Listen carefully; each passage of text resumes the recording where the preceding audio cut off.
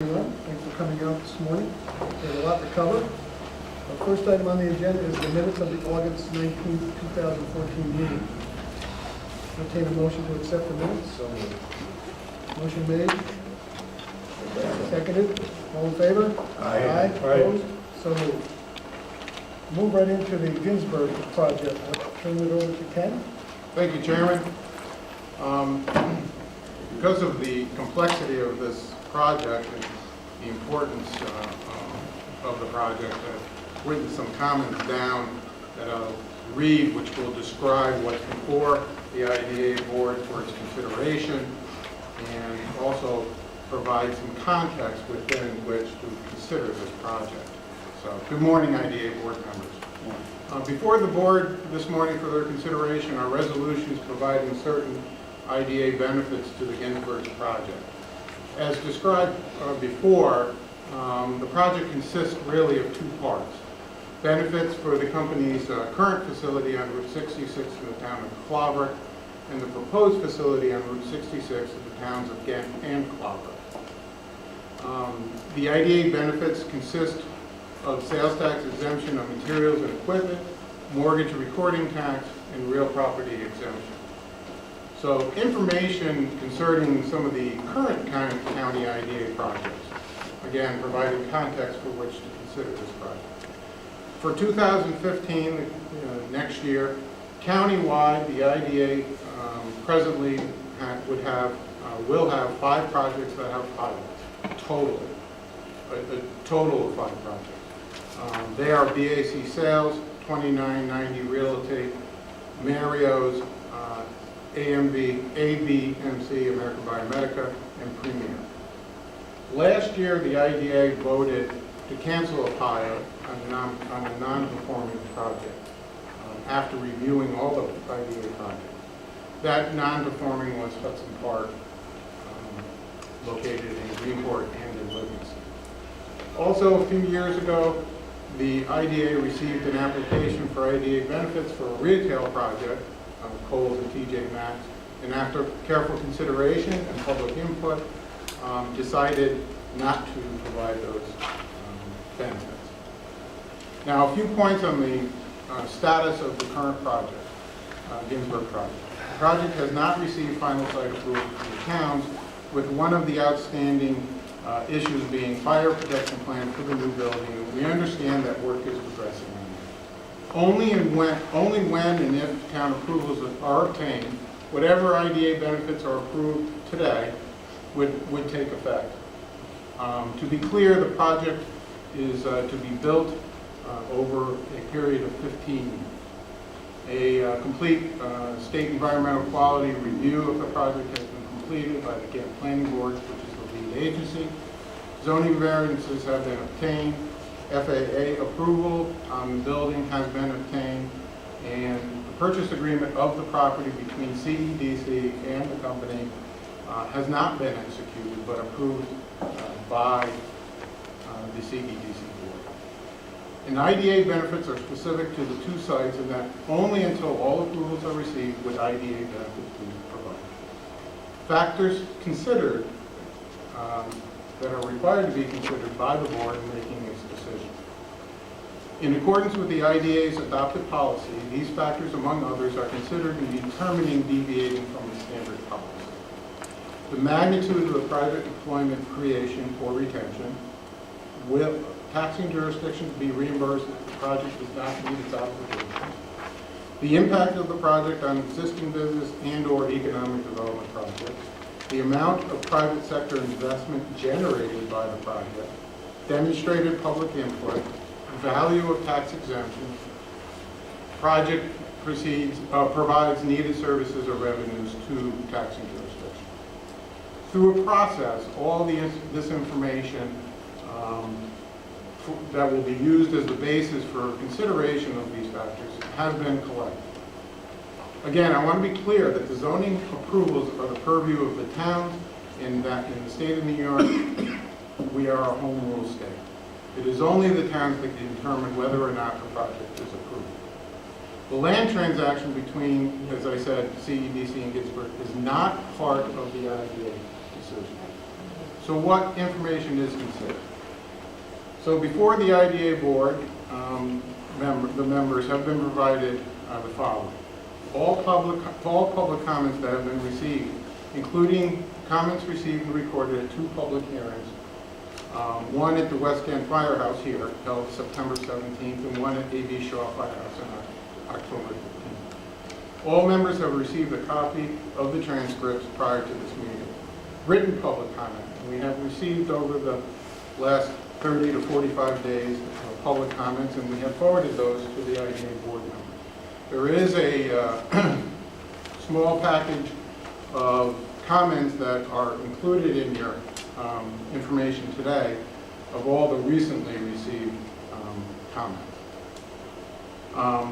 Comments received from taxing jurisdictions. We have received comments from the school district. A cost-benefit analysis that was calculated by Informed Analytics, which is not a tool or a software that was created by us, but created by an independent, not-for-profit Center for Government Research in Rochester, New York.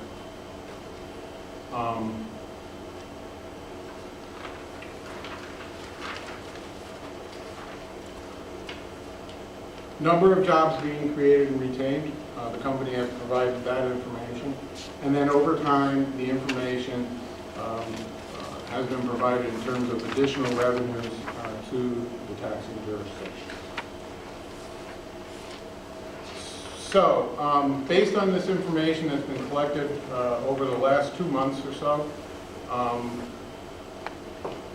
and what has been requested by the company, it has been provided in your package as a synopsis that will outline all the specifics of the pilot as well as some of the proposed clawback provisions, which will be all up for discussion by the board. Okay? Thank you, Ken.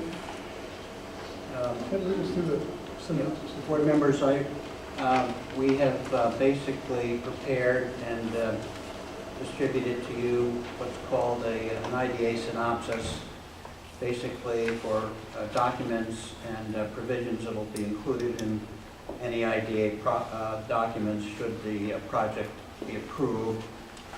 And basically, I want to just go over briefly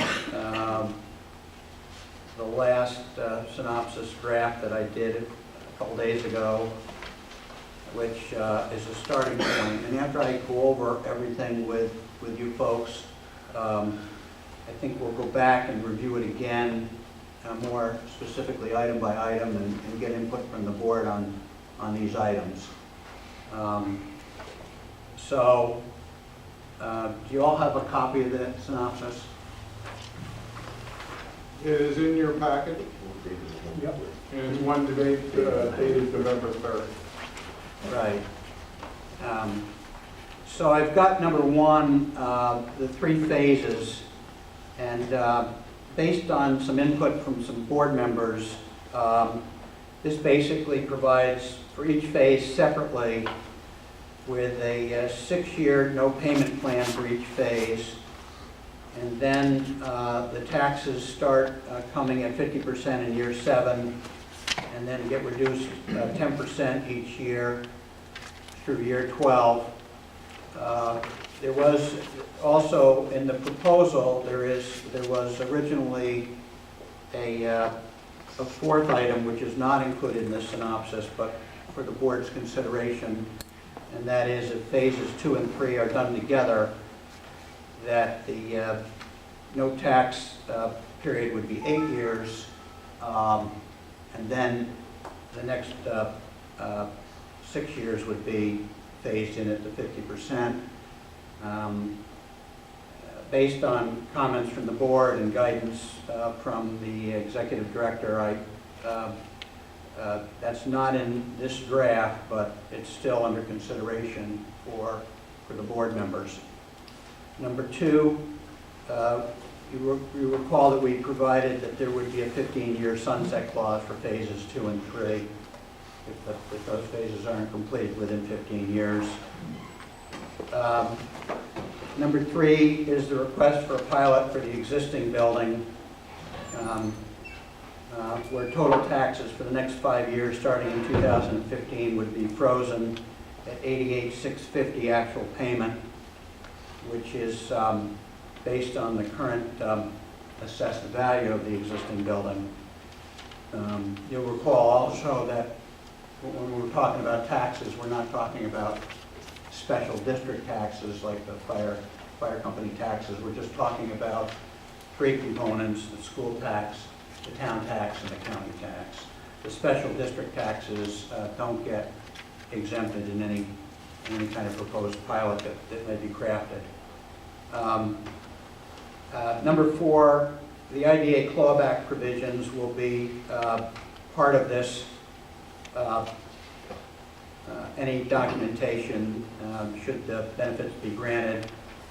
You've got attached to the synopsis the published IDA clawback policy, and just basically what that policy is that the sales tax upon a default gets clawed back completely, and the pilot payment benefits and the mortgage tax benefits are subject to determination by the IDA if there is a default at that time as to whether or not the IDA wishes to institute a clawback. The documents will give the IDA the right to do that, and the IDA will make any such decision if there ever were a default. Just to go over the clawback provisions further, there's some criteria which the clawback provisions have in determining whether or not the clawback on those further benefits would be executed, whether the applicant is proceeding in good faith, whether the project is not performed as required due to economic issues, whether the enforcement by the IDA of recapture rights would create a more adverse situation for the applicant and the community, whether there is an adverse or negative effect on the community, and such other pertinent criteria as the IDA shall recognize. So, basically, if a company just gets up and leaves, that there's some question as to whether there's good faith, and that might be a situation for the IDA to consider clawback versus a company that just is struggling financially, and you may basically say, well, you haven't lived up to your expectations, but you want to keep the company in business and employing the employees. So, I mean, those are all factors for the IDA board to consider at such time if there is a default. And the other thing I want to do is distinguish for the board members the difference between a clawback, which basically says we're taking the benefits back. We're going to go after the company to get these benefits that they receive back, versus a default, which doesn't ask for the benefits paid to date back, but does basically say you're not getting any more benefits. So if there's a default in year 4 of a 10-year pilot, say, they don't get the benefits for years 5 through 10.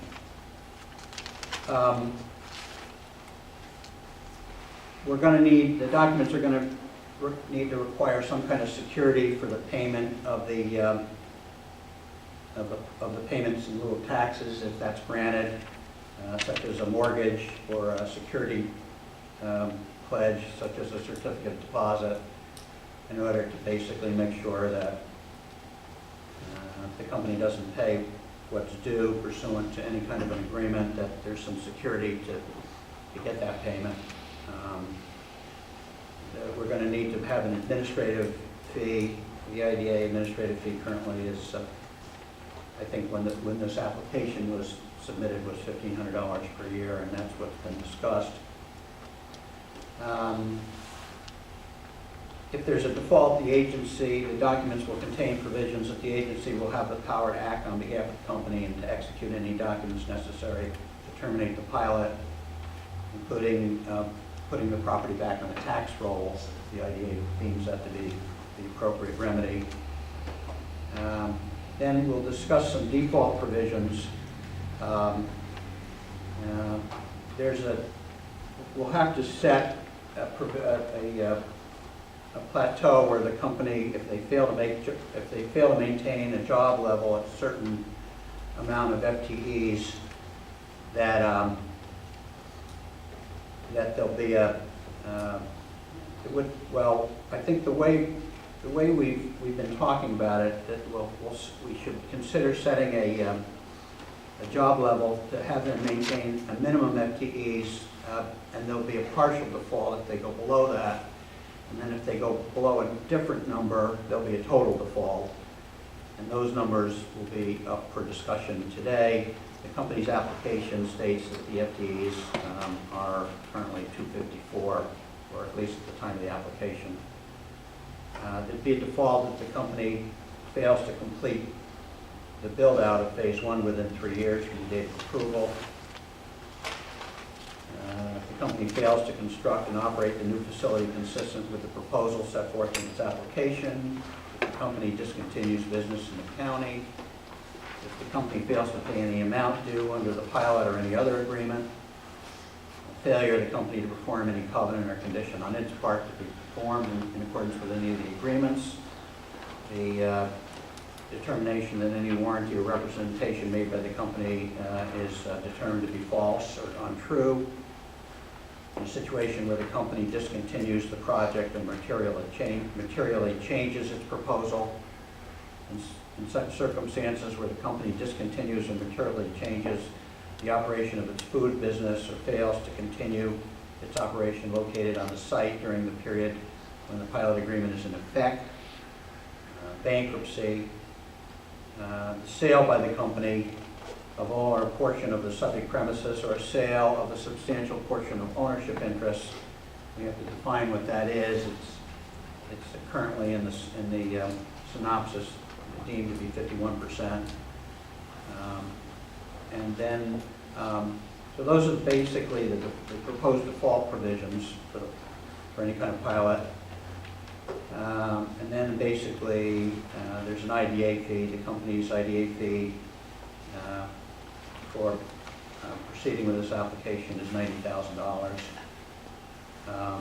And then we just need to determine, and I think we've probably already done this, determine all of the entities to be involved.